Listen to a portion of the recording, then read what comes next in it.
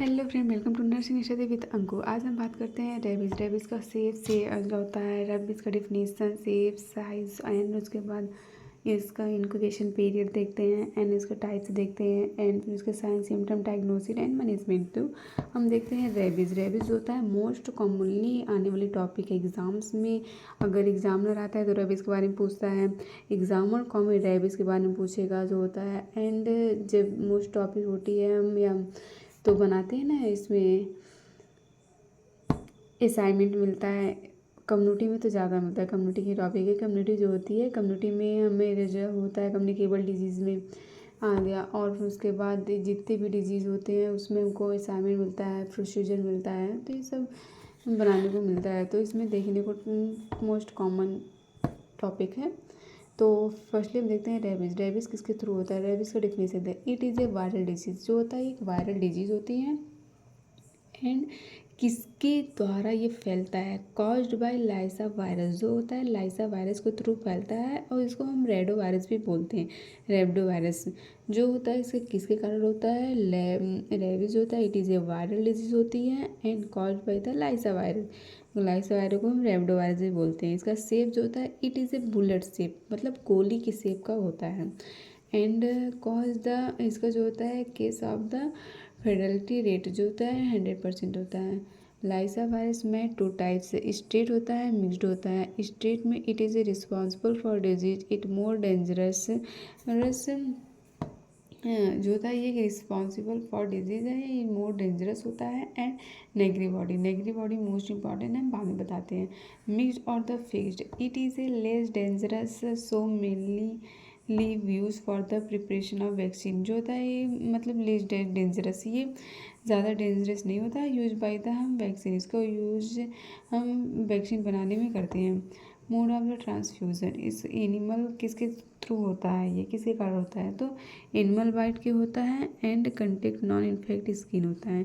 तो to type होता है। एनिमल बाइट में आ जाएगा, डॉग बाइट होगा। ये जो होता है डॉग बाइट से 95% चांस होता है कि रेबीज होने को डॉग बाइट से। एंड गोट से भी होता है, मैकिंग से होता है एंड काउ से भी होता है। तो हमें एनिमल के बाइट से ये रेबीज होने के चांसेस हैं, बट 95% ऑफ काउ से होता है।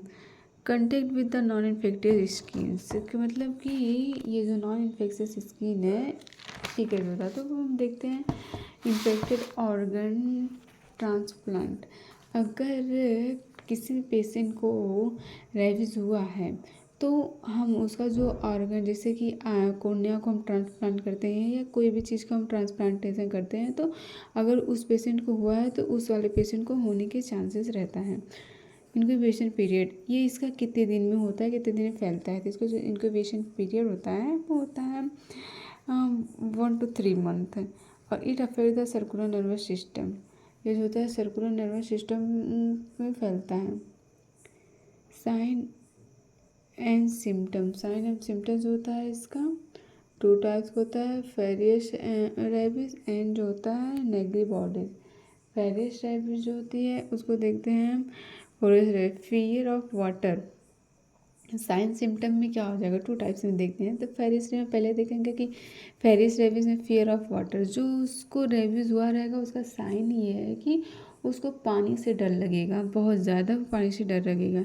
इरिटेशन, सीजर, इरिटेशन होगा एंड सीजर, झटका आएगा, डॉर्लिंग होंगे of saliva and priapism, penis permanent के लिए इरेक्टेशन हो जाएगा। पेनिस का जो होता है इसका पेरी एरिपेजम मतलब होता है कि पेनिस परमानेंट इरेक्टेशन हो जाएगा।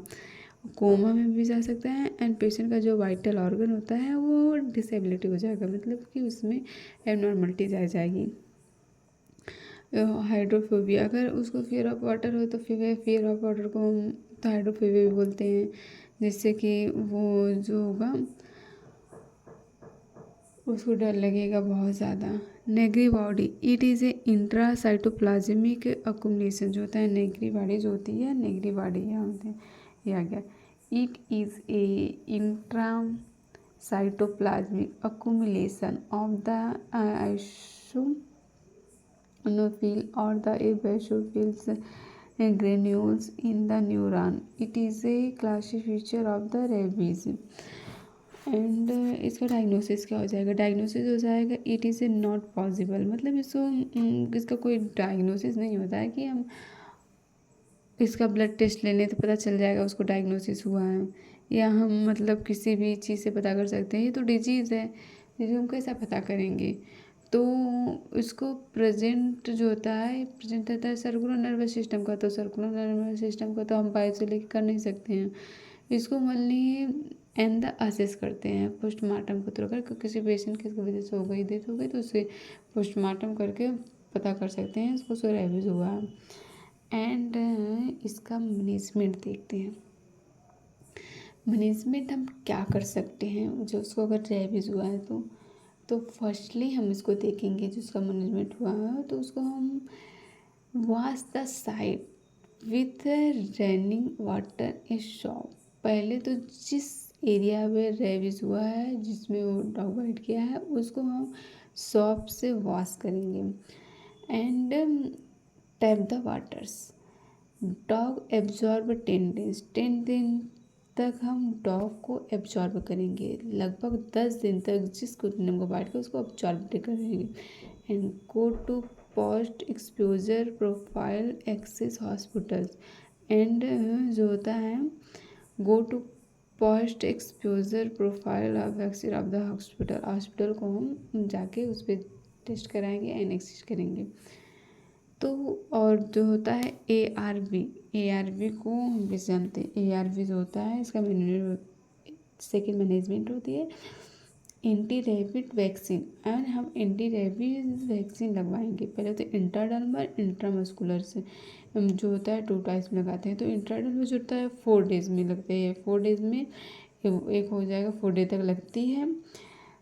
0 day, 3 day, 7 day and 28 day. Intradermal जो होता है 0.2 ml एंड डबल साइड लगती है। ये जो होगा इंट्राडर्मल जो वैक्सीन लगती है ARV वैक्सीन इंट्राडर्मल इंट्रामस्कुलर होती है। तो इंट्राडर्मल जो होता है डबल साइड होती है एंड कितने 4 डेज में लगता है। इतने इसके वो रहते हैं कि ये 0 डे में लगेगा, 3 डे, 7 डे, 28 डे में। एंड इंट्रामस्कुलर जो होता है वो 0 डे पे लगेगा, 3 डे पे लगेगा, 7 डे पे लगेगा, 10 डे पे लगेगा एंड 28 डे 5 डे लगता है। और इसका जो ml रहेगा वो कितना रहेगा? तो ये रहता है 0.5 ml। 0 पॉइंट हम जो इंट्राडर्मल होता है उसको हम देंगे 0.2 ml और जो होगा ये इसको हम देंगे 0.5 ml। ये सिंगल साइड रहते हैं, तो मतलब ये सिंगल साइड लगेगा। ये जो होता है ये डबल साइड लगता है, ये डबल साइड लगेगा। बट ये जो होगा ये सिंगल साइड लगेगा। जैसे कि देखो एक दिन पे 1 लगेगा, दूसरे दिन पे 2 लगेगा, तीसरे दिन पे 1 लगेगा, चौथे दिन पे, फिर 5वें दिन ऐसे एक करके ये लगता है जो होगा इसका एंटी वैक्सीन। ये वैक्सीन लगाना इम्पॉर्टेंट हो गया। प्रोफाइलैक्सिस डोज होता है, ये कितने दिन लगता है प्रोफाइलैक्सिस डोज? तो इसको हम देखते हैं 1 day, 7 day, 28 day, 21 day, only 3 dose पे लगता है। ये जो होता है ओनली 3 प्रोफाइलैक्सिस डोज होती है। ये ओनली 3 डोज मतलब 23 के जो होती है। इसका जो हो गया 4 डे 5 डे हो गया। बट ये प्रोफाइलैक्सिस जो होता है वो 3 डे लगती है ओनली। एक होता है 0 डे, 7 डे, वही 28 डे हो जाएगा। अगर लगाना हो 28 डे ठीक है, नहीं तो ओनली 3 डोज ही लगती है इसका जो होता है। तो नेक्स्ट इसका ये सारा मैनेजमेंट हो गया, टॉपिक हो गई। और फिर ये एंटी जो होता है एंटी रेबीज सीरम हो गया, ह्यूमन हो गया, हॉर्स जो होता है। एंटी रेबीज सीरम जो होता है वो 2 टाइप है, एक ह्यूमन हो गया, एक हॉर्स हो गया। तो ह्यूमन जो होता है 20 इंटरनल केजी होता है, मतलब 20 इंटरनेशनल पर केजी पर वेट के अकॉर्डिंग लगता है जो ह्यूमन होता है। हॉर्स वाला जो लगता है सीरम वो 40 जो होता है 40 इंटरनेशनल केजी वेट के अकॉर्डिंग होता है। और ये जो होता है 75 पे लगता है % लगता है। और ये side bite of the ramming IM लगता है। ये जो होता है 50% साइट IME लगता है ये दोनों। रेबिस फ्री जोन जो होता है country Australia and India, Andaman Nicobar, port Blair, Goa and ये जो होता है फ्री जोन, जहाँ पे रेबिस बिल्कुल पाया ही नहीं जाता, ये डिजीज़ पाई नहीं जाती, कंट्री ऑफ ऑस्ट्रेलिया। और यहाँ इंडिया में भी कुछ ऐसी जगह है जहाँ पे रेबीज़ ये डिजीज़ होता ही नहीं है। अंडमान हो गया, निकोबार हो गया, पोर्ट हो गया, ब्लेयर हो गया and Goa and Lakshadweep. Thank you. अगर आपको मेरी वीडियो पसंद आई तो प्लीज़ लाइक एंड सब्सक्राइब ज़रूर करिएगा। Thank you so much.